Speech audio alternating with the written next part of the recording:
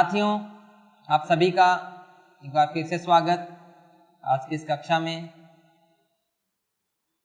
आज से पिछली कक्षा में हमने उपसर्ग की प्रश्नोत्तरी की, आज भी हम उपसर्ग की प्रश्नोत्तरी ही करेंगे। आज भी हम कल की कक्षा की तरह ही कुछ प्रश्न उत्तर करेंगे। मैं आपके सामने कुछ प्रश्न लेकर आऊँगा, आप अपना उत्तर विचार करेंगे कौन सा है, और फिर मैं आपको अपना उत्तर बताऊंगा उसका फाइनल क्या है, और चारों विकल्पों पर भी हम बातचीत करेंगे।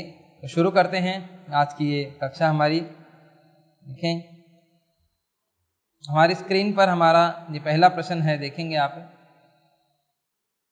उत उपसर्ग से बना शब्द नहीं है। उत उपसर्ग से बना शब्द नहीं है, दोनों चीजों पर फोकस करेंगे। उपसर्ग देखना, उत किसमें नहीं है, ये बात हमें आनी चाहिए। देखो, उत्कर्ष, उज्ज्वल, 19 और उन्नयन, चार विकल्प हमारे पास हैं। उत्कर्ष, उज्ज्वल, 19 और उन्नयन। तो आपका जो उत्तर है आप विचार कर लेंगे कौन सा है। उत्कर्ष, उत और कर्ष इन दो शब्दों के मेल से बना है, सीधा सीधा है, कोई संधि नहीं है। उज्ज्वल जो है, उत और ज्वल इन दो के मेल से बना है। 19 है, ये उन और 20 इनके मेल से बना है, और ये उत और नयन। अब देखेंगे इसमें कोई बदलाव नहीं है, सीधा सीधा है। इसमें तय के बाद में जय आ गया तो तय भी किसमें, जय में बदल गया, और ये ज्वल का ज्वल ऐसे कैसे रह जाएगा, उज्ज्वल हो जाएगा। ये आप उत और नयन, तय के बाद न आ गया, तय न में बदला, और फिर ये नयन ऐसे कैसे लिख देंगे आगे से। तो ये 19 है, उन और 20। 20 का मतलब है 20 और उन का मतलब है उससे एक कम, यानी कुछ कम। 19 का मतलब 20 से एक कम इसका अर्थ होता है। इसमें उन उपसर्ग है, ये पूरा जो न है यहाँ आधा बन जाता है, ये अलग बात है, लेकिन यहाँ पर उत उपसर्ग नहीं है। बात बहुत अच्छे से आप समझेंगे। तो यहाँ पर हमारा एक प्रश्न हुआ, हमने कर ली बात पहले एक प्रश्न की। अब लोग देखेंगे किस प्रकार से इसका उत्तर हुआ 19। ये भी RAS में भी एक बार ये 19 ऐसे कैसे शब्द आया, और इसमें हमसे पूछा कि इसमें इसका अलग अलग विभाजन करेंगे, उन और 20 इसका विभाजन था। न भी यहाँ पे पूरा करना है, ये ध्यान रखने की बात है। इसके बाद अगला एक प्रश्न हम लेकर आएंगे। देखिए, दूसरा प्रश्न अलग तरीके का प्रश्न है। हालांकि ये इस तरीके के प्रश्न हमारे राजस्थान की परीक्षाओं में बहुत कम पूछे जाते हैं, रेलवे और जो सेंट्रल गवर्नमेंट के एग्जाम्स हैं उनमें पूछे जाते हैं।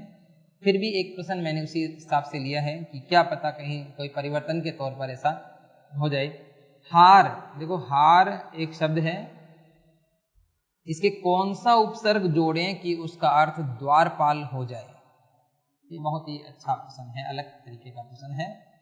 हार शब्द में कौन सा उपसर्ग जोड़ें कि उसका अर्थ क्या हो जाए, द्वारपाल। द्वारपाल मतलब जो राजाओं के दरबार में जो द्वार पर जो व्यक्ति खड़ा होता था वो द्वारपाल होता था। इसमें हम इन सभी के हार हार जोड़ते जाएंगे। इसका एक हार जोड़ दिया, इसके भी हार जोड़ेंगे हम, इसके भी हार जोड़ेंगे, इसके हार जोड़ेंगे तो ये थोड़ा इसकी जो मैं है ये बिंदी में बदल जाएगा, तो इस तरीके से हो जाएगा ये। और इसके भी हार जोड़ेंगे, इस तरीके से चारों के हार जोड़ दिया। ये हो गया प्रतिहार, ये हो गया प्रहार, ये हो गया संहार, और ये हो गया परिहार। 4 शब्द बन गए। अब देखेंगे इनमें से, इन चारों शब्दों में से किसका अर्थ द्वारपाल है। द्वारपाल अर्थ किसका है, प्रतिहार।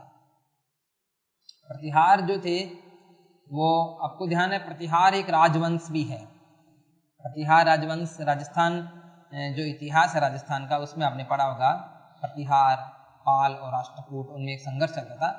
तो प्रतिहार राजवंश था। और प्रतिहार क्या थे, वो ये द्वारपाल ही थे, और बाद में उनमें से ही ये राजवंश इन्होंने बना लिया था, तो उनका नाम ही प्रतिहार राजवंश हो गया। तो प्रतिहार इसका आपका उत्तर है। प्रहार का मतलब जैसे हम लाठी से किसी को मारते हैं, किसी वस्तु से हम किसी को मार देते हैं यूं, तो वो प्रहार हो गया। और संहार का मतलब मार देना, मतलब जान से मार देना, उसको संहार कहते हैं। और परिहार, परिहार क्या होता है, ये भी एक वंश होता है, और किसी को त्याग देना भी परिहार कहलाता है।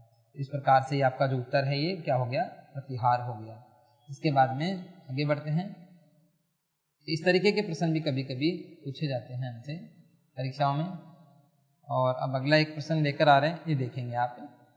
निम्नलिखित में से किस शब्द में उपसर्ग का प्रयोग नहीं हुआ है? हमें ये देखना कि ऐसा कौन सा शब्द है जिनमें उपसर्ग का प्रयोग नहीं किया गया। एक है विधा, एक है विधि, एक है विद्रोह है और एक है शोभा। तो बहुत सरल प्रश्न है ये आपका। देखो विधा में वी और धा अलग अलग हैं, धा अलग है, वी अलग है। हमने पिछली काल के कक्षा में बात करी थी। प्रभा, विभा, आभा, इसमें ये वी से, उसी तरह भा, उसी तरह धा, धा होता है, धी होता है, ये जय होता है। ये छोटे छोटे हैं लेकिन ये शब्द हैं। जय होता है, इसमें ये हो गया विधा, धा के क्या जुड़ा वी। इसी तरह धी के भी क्या जुड़ा हुआ है, यहाँ पर वी जुड़ा हुआ है और ये क्या हो गया, ये हो गया विधि, ये हो गया विधि हो गया, धी के वी जुड़ा हुआ है। इसमें द्रोह के वी जुड़ा हुआ है तो क्या बन गया, ये विद्रोह बन गया। और यहाँ जो है, यहाँ कोई उपसर्ग जुड़ा, हाँ कि भा जो शब्द है उसके हम जैसे आ जोड़ते हैं आभा बनता है, वी जोड़ते हैं विभा बनता है, प्र जोड़ते हैं प्रभा बनता है, लेकिन शोभा नहीं बनता, सभा भी नहीं बनता। ये हमें ध्यान रखना। तो आपका उत्तर कौन सा हो गया इसका, शोभा। ये आपको ध्यान रखने की बात है। अगला जो प्रश्न है वो देखेंगे। किस शब्द में अनु उपसर्ग का प्रयोग नहीं हुआ? दो चीजें, उपसर्ग कौन सा, अनु और प्रयोग नहीं हुआ। देखो अन्वीक्षा, अनुचित, अन्वेषण, अन्वय, चार आपके पास विकल्प हैं। अब आप देखेंगे कहाँ आपको अनु दिख रहा है। यहाँ दिखाई दे रहा है अनु, यहाँ इनमें अनु नहीं है, यहाँ भी नहीं दिख रहा, यहाँ भी नहीं दिख रहा। लेकिन ये दिखने और नहीं दिखने से मामला नहीं होता है। इसका हम लोग विभाजन करेंगे, देखेंगे आप किस तरह से करना है। अन्वीक्षा शब्द इस तरीके से है। यहाँ पे देखो वह के पहले आधा आ रहा है, इसमें से कौन सा स्वर निकालेंगे, ई, और क्षा, इच्छा हो गया। ए नया आधा और वह क्या हो गया, उ में बदल गया, तो अनुधन इच्छा हो गया, जिसमें अनु उपसर्ग का प्रयोग हुआ है। इस तरह अनुचित में क्या है देखेंगे, इसमें उचित शब्द है ये निकालेंगे और यहाँ है अन, न के बाद ये स्वर आ गया, ये नु, उ, नु बन गया। यहाँ पर इसमें अनु का प्रयोग नहीं हुआ, अन का प्रयोग हुआ है। फिर भी आगे ऑप्शन देखेंगे, इसमें देखो ये अन्वेषण लिखा हुआ है। अन्वेषण में क्या, यहाँ से निकालेंगे स्वर ए, ऐषण हो जाएगा। ए नया आधा हो गया, वह को उ में बदल देंगे, अनु हो गया। और यहाँ पे जो है ए निकल जाएगा और ए और नया आधा और वह को उ में बदल देंगे, अनु हो गया। कुल मिलाकर आपका उत्तर ये सामने आगे के, इस जगह अनु है, यहाँ अनु है, यहाँ तीनों में ही यण संधि है। आपका उत्तर क्या है, अनुचित। यहाँ कौन से उपसर्ग का प्रयोग हुआ है, अन का प्रयोग हुआ है। तो ये बात ध्यान रखनी है। अगला जो प्रश्न है देखेंगे, ये देखेंगे किस शब्द में दू उपसर्ग का प्रयोग हुआ है। दू, दू उपसर्ग का प्रयोग ध्यान रखना है। इसमें देखेंगे दुर्विचार, दुश्चिंता, दुराचार और दुम्मट। ध्यान रखने के बाद देखो दू के बाद यह रे आ रहा है, ऊपर देखेंगे तो ये दुर उपसर्ग है, बहुत अच्छे से ध्यान रखना। दू के बाद से आ रहा है तो ये दुस उपसर्ग है, हालांकि श ये आ रहा है लेकिन उपसर्ग तो एक ही होता है, ये वाला। दू के बाद रे आ रहा है तो फिर इसमें भी कौन सा उपसर्ग है, दुर है।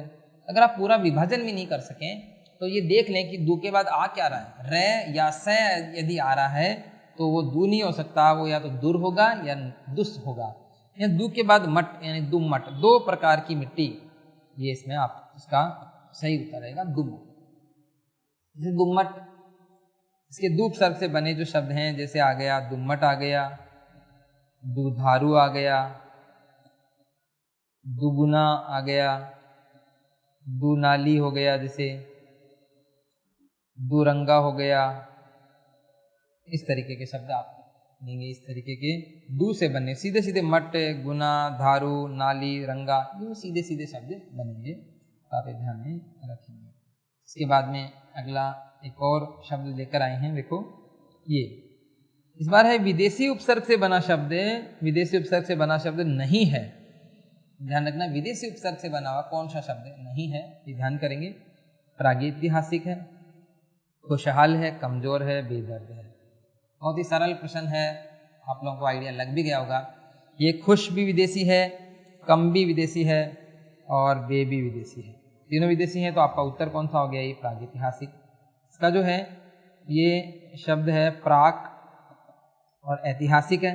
ऐतिहासिक को हम लोग अलग से ऐतिहासिक पहले एक बार लिख लीजिए, फिर ऐतिहासिक को भी आप अलग अलग करके देखेंगे तो इतिहास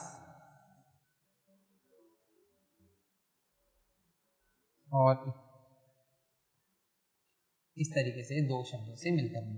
तो एक ऐसा शब्द है जिसमें उपसर्ग भी है और ये प्रत्यय भी है और मूल में इतिहास शब्द है। इस तरह से आप कभी कभी ऐसे भी प्रश्न पूछे जाएंगे जिसमें उपसर्ग और प्रत्यय दोनों का प्रयोग हुआ है। अगला प्रश्न देखेंगे। इस शब्द में अधि उपसर्ग का प्रयोग नहीं हुआ।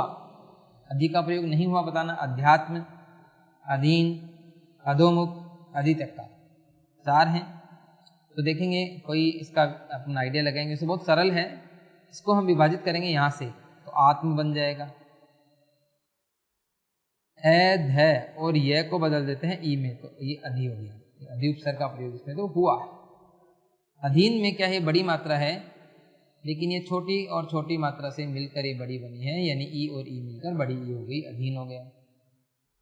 अधोमुख में क्या है? अध उपसर्ग है विसर्ग वाला, उसके मुख जुड़ा हुआ है, विसर्ग है, उसको इसमें घोष आ गया, ओ में बदल दीजिए, अधोमुख हो जाएगा इसका। और ये अधि ऐसे कैसे रह जाएगा? और इसमें त्यक्का ऐसा शब्द है, त्यक्का वो मिला हुआ है। देखेंगे एक बार, अधि त्यक्का, ये अधि त्यक्का जैसे उपत्यका होता है तो इसी तरह अधित्यक्का होता है, ये ध्यान रखेंगे। पहाड़ के ऊपर की जो समतल भूमि है उसको अधित्यक्का बोलते हैं। तो यहाँ पर भी अधि का उपसर्ग का प्रयोग हुआ है। अधय बिल्कुल सरल है, यहाँ ओ आ रहा है, विसर्ग के कारण ओ बन गया। तो आपका उत्तर कौन सा हो जाएगा? तीसरा उत्तर आपका हो गया, ध्यान रखेंगे। इसके बाद में अगला प्रश्न देखेंगे। ये देखिए, किस शब्द में अ उपसर्ग का प्रयोग नहीं हुआ? अब अ उपसर्ग है, उसका प्रयोग कहाँ नहीं हुआ है? एक अवधि एक शब्द है, अवज्ञा, अपराध, अवस्था। बहुत ही सरल प्रश्न, वैसे आप लोगों को आइडिया लग गया होगा। अवधि में अ उपसर्ग है, अव और धी। धी आता है, वहां देख सकते हैं कि धी भी एक शब्द का काम करता है। या ज्ञा है, अवज्ञा हो गया, स्था है, अवस्था हो गया, और यहाँ पे अप है, देखो सामने बिल्कुल साफ साफ दिख रहा है, अपराध। अव है ही नहीं, या अव है और यहाँ एप है, यहाँ एव। आपका उत्तर हो गया तीसरा। बहुत ही सरल है, बस देखने का नजरिया इसका था, तो ध्यान रखना था। अगला जो प्रश्न है वो देखेंगे। उत उपसर्ग के प्रयोग से बना शब्द नहीं है। उत उपसर्ग के प्रयोग से कौन सा शब्द नहीं बना है? उतारना, उत्कृष्ट, उद्बोधन और उल्लेख, चार शब्द हैं। तो बहुत ही सरल है, आपको पता चल गया होगा, ये उसका उत्तर है उतारना। उतारना में उत नहीं है, उत और आरना ऐसा कुछ शब्द बनता नहीं है। ये उत्कृष्ट सीधा सीधा ही है, उत और कृष्ट हो गया। और इसमें क्या होता है, यहाँ ये ए घोष है, तो ये ऐसे कैसे रह जाएगा? इसमें उत और बोधन ये सीधा ही रह जाएगा। त के बाद में ये घोष आ गया, ये द में बदला, उद्बोधन हो जाएगा। और ये उल्लेख जो है, ये उत के साथ में लेख जुड़ता है, तो ये तय क्या है? ल के आने पर ल में बदल गया, ये उल्लेख बन गया ऐसे। ठीक है, तो उत उपसर्ग के प्रयोग से बना शब्द नहीं है ये, तो उसका उत्तर क्या हो गया? उतारना। केवल उलझाने के लिए उत लिखा है यहाँ पर, बाकी इसमें हाँ, इसमें जो शब्द है ऊ उपसर्ग इसमें है, ऊ और तारना अलग अलग हैं, और तारना अलग है, इसमें ऊ उपसर्ग आपका है, ये आप ध्यान रखेंगे। ठीक है, तो अभी इसके बाद में अगला हम प्रश्न लेकर आए हैं, देखें। ये देखो, किस शब्द में उपसर्ग का प्रयोग नहीं हुआ है? अभिधा, प्रतिज्ञा, महिष और परिधि। बहुत ही सरल प्रश्न, आपको समझ में आ गया होगा। इसमें धा और अभि ऐसे कैसे अभिधा हो गया, इसमें प्रति और ज्ञा ये ऐसे हो गया, और परि और धी ये ऐसे हो गया। बस इसमें एक ही खास बात रही इन तीनों शब्दों में कि मूल जो शब्द है ये और ये उपसर्ग से भी छोटे हैं, यानी एक एक वर्ण के हैं, जबकि उपसर्ग दो दो वर्णों के हैं। तो वहां पर हमें थोड़ा सा ध्यान रखने की बात है कि कहीं ऐसी कोई गलती हम लोग न कर बैठे, ये गलत हो जाए। ये जो है यहाँ कोई उपसर्ग नहीं है, ये मही और ईश इन दो शब्दों से मिलकर बना है। महिष जो कि जिसका अर्थ क्या होता है? राजा, राजा के अर्थ में प्रयुक्त ये होता है। तो आपको ध्यान में रखना, और कोई खास बात इसमें नहीं है। इसके बाद में आगे बढ़ते हैं। एक और शब्द देखेंगे, किस क्रमांक में उपसर्ग का प्रयोग नहीं है, कौन से में उपसर्ग का प्रयोग नहीं हुआ। इसमें एक है ऑप्शन अनुज, एक अग्रिम, एक प्रतिभा और एक आभा। सामान्यतः बहुत ज़्यादा मुश्किल प्रश्न नहीं है, लेकिन फिर भी हमें देखना है। तो उपसर्ग का प्रयोग नहीं हुआ, देखो अनुज, अनुज में हुआ है, अनु उपसर्ग है और इसमें शब्द है जय। अनु का अर्थ होता है पीछे और जय का अर्थ होता है जन्म लेना, यानी पीछे जन्म लेना मतलब बाद में जन्म लेना। और बाद में जन्म कौन लेता है, बाद में जन्म लेता है वो होता है हमारा छोटा भाई, तो छोटा भाई कहलाता है अनुज, और छोटी बहन होती है वो अनुजा। बड़ा भाई कहलाता है अग्रज और बड़ी बहन होती है अग्रजा। इस प्रकार से ये पर्यायवाची शब्द बनते हैं। अग्रिम जो शब्द है इसमें उपसर्ग का प्रयोग नहीं हुआ है, ए और ग्रिम कुछ शब्द नहीं है, ये शब्द है अग्र, और अग्र के जुड़ा हुआ है इम प्रत्यय, अग्रिम बन गया। इसमें प्रति एक शब्द है प्रति, और भा जो है वो क्या है, इसमें मूल शब्द है आभा, विभा, वैसे ही प्रतिभा। और इसमें ये आभा, ये भी बात ही कर रहे थे भा, और इसमें आ जुड़ा हुआ आभा। भले ये छोटा है लेकिन इसका ये नहीं कि इसका उत्तर ये है, इसमें भी उपसर्ग का प्रयोग हुआ है। आपका उत्तर हो जाएगा अग्रिम। अग्रिम में किसी भी प्रकार के उपसर्ग का प्रयोग नहीं हुआ है। इसके बाद में हम आगे बढ़ेंगे, देखेंगे एक और प्रश्न। ये देखो, किस क्रमांक में हिंदी के उपसर्ग का प्रयोग किया गया, ये आप फिर याददाश्त पर निर्भर है। हिंदी के उपसर्ग का प्रयोग मतलब संस्कृत के 22 छोड़ने हैं और विदेशी छोड़ देने हैं। इन चारों विकल्पों को देखने से, जैसे विकल्प अनुभव, अनबन, प्रयोग और प्रतिक्षण, इन चारों विकल्पों को देखने से हमें ये लगता है इसमें विदेशी उपसर्ग तो नहीं है। तो हमें केवल ये देखना है कि संस्कृत के हटा दीजिए, अनुभव, अनुपसर्ग संस्कृत का है, 22 में शामिल है। अनबन का अभी हमें याद नहीं है, हम बाद में विचार करेंगे। प्रयोग में प्रय उपसर्ग भी विदेश ये संस्कृत का है, और प्रतिक्षण में प्रति भी क्या है, संस्कृत का एक उपसर्ग है। तो आपका विकल्प कौन सा हो गया, विकल्प हो गया आपका अनबन। अनबन में अन और बन, तो ये अन जो है ये संस्कृत का नहीं है, समझ, ये आपका उत्तर हो गया। हिंदी के उपसर्ग का प्रयोग मतलब या तो वो संस्कृत का हिंदी के उपसर्ग का प्रयोग हुआ है तो उसमें ऐसे देख लो, संस्कृत के छांट लो, विदेशी छांट लो, बच गए जो हिंदी का हो गया। इस प्रकार से हम अपना उत्तर कर सकते हैं। इसके बाद में देखेंगे एक और प्रश्न जो है वो स्क्रीन पर देखेंगे। निम्नलिखित में से किस क्रमांक में विदेशी उपसर्ग नहीं है। डायरेक्ट इसमें केवल उपसर्ग लिखे हैं, कोई शब्द नहीं जोड़े। एक तो औ, एक कम, एक अल और एक दर। जैसे आपको पता चल गया होगा, यदि आपको विदेशी उपसर्ग याद हैं तो आप इसका उत्तर कर सकेंगे। कम से हमने बात करी थी, जैसे कम वक्त, कमजोर, कम सिन, जैसे कम उम्र, अल से अलविदा, अलबेला, इस तरह के। दर से दर हकीकत, दरअसल, ये सब विदेशी हैं। और इसमें उपसर्ग है कौन सा, औ, ये आपका विदेशी नहीं है। अवसर, अवतार, अवघड़, इस तरह के कुछ शब्द हमारे सामने आए थे। इसके बाद में अगला जो प्रश्न है वो देखेंगे हम, ये देखेंगे आप 19, जिसकी हम पहले भी बात कर चुके हैं, बहुत ही ज़्यादा महत्वपूर्ण है। ये शब्द में उपसर्ग है तो उत भी कर सकते हैं, उत और नीस करने की गलती कर बैठते हैं। उन और उन्नी, यानी आधा दिख रहा है, इसमें उन पूरा है, इसमें उद है। तो आपका उत्तर आपको वैसे बहुत अच्छे से याद रखना, उन। उन और 20, हालांकि ये नियम अनुसार ऐसा 19 बनना नहीं चाहिए, लेकिन यहाँ पे ये गिनती की संख्या, इनमें कोई नियम काम नहीं करता है। उन 20 यानी 20 से एक कम, और 20 से एक कम 19 होता है, ध्यान रखना है, ठीक है। ये कहीं इस हल चिन्ह वाला भी नहीं लगेगा, ये उत करने की गलती भी हम न करें, और ये तो बिल्कुल नहीं करना है, करना ही नहीं है किसी भी विकल्प में, ये हमें ध्यान रखना है। ये 19 है तो इसमें उन और 20 यानी 20 से एक कम। इसके बाद देखेंगे अगला जो एक विकल्प है हमारे पास, वो है ये किस क्रमांक में स उपसर्ग का प्रयोग नहीं हुआ, तो बताना है। सादर देखेंगे, सादर में स और आदर, जैसे तो दो हैं, सैबी और आबी, और दर एक शब्द है, तो दो उपसर्ग इसमें यहाँ पर हो गए। सहोदर में सह और उदर होता है, सह इसमें है। सोदेश्य में स और उद्देश्य है। उद्देश्य को उत और देश से हम दो भागों में यहाँ डायरेक्ट विभाजन कर रहे हैं, हो गया। और इसमें स और अवधान, अवधान में अव है और धान है, ऐसे एक और एक दो इसमें हो गए। इसमें दो हो गए, इसमें भी दो हो गए, और इसमें भी दो, दो दो उपसर्ग हो गए, और इसमें एक ही उपसर्ग है वो है सह। अब आप देखो इसमें भी स है, इसमें भी स है और इसमें भी स है, लेकिन यहाँ स नहीं सह है। तो आपका उत्तर कौन सा हो गया? सहोदर। सह धन उदर, एक ही उदर से जन्म लेने वाले, यानी भाई के लिए, सगे भाई के लिए प्रयुक्त शब्द होता है सहोदर। देखेंगे आगे कुछ और शब्द, कुछ और प्रश्न देखेंगे। किस शब्द में पर उपसर्ग का प्रयोग हुआ है? पर का प्रयोग देखो, पराधीन, परास्त, परामर्श और पराक्रम। इसका जो है विभाजन पर और अधीन है। अधीन को भी हम अलग अलग करके लिखेंगे। इसका परा और अस्त है, बात करेंगे अभी इन पर कैसे है। परा और मर्श है और परा और क्रम है। देखो पर, अधि और इन, पराधीन हो गया। पराधीन का अर्थ होता है दूसरों के अधीन, और दूसरों के अर्थ में आता है पर। पर का जो प्रयोग है वो दूसरों के अर्थ में होता है, ऐसा ध्यान रखेंगे हम। तो पराधीन ही इसका विकल्प का उत्तर है। परास्त का मतलब हार होता है, परामर्श का मतलब सलाह होता है, और पराक्रम जो होता है साहस या वीरता जो है उसके लिए आता है ये।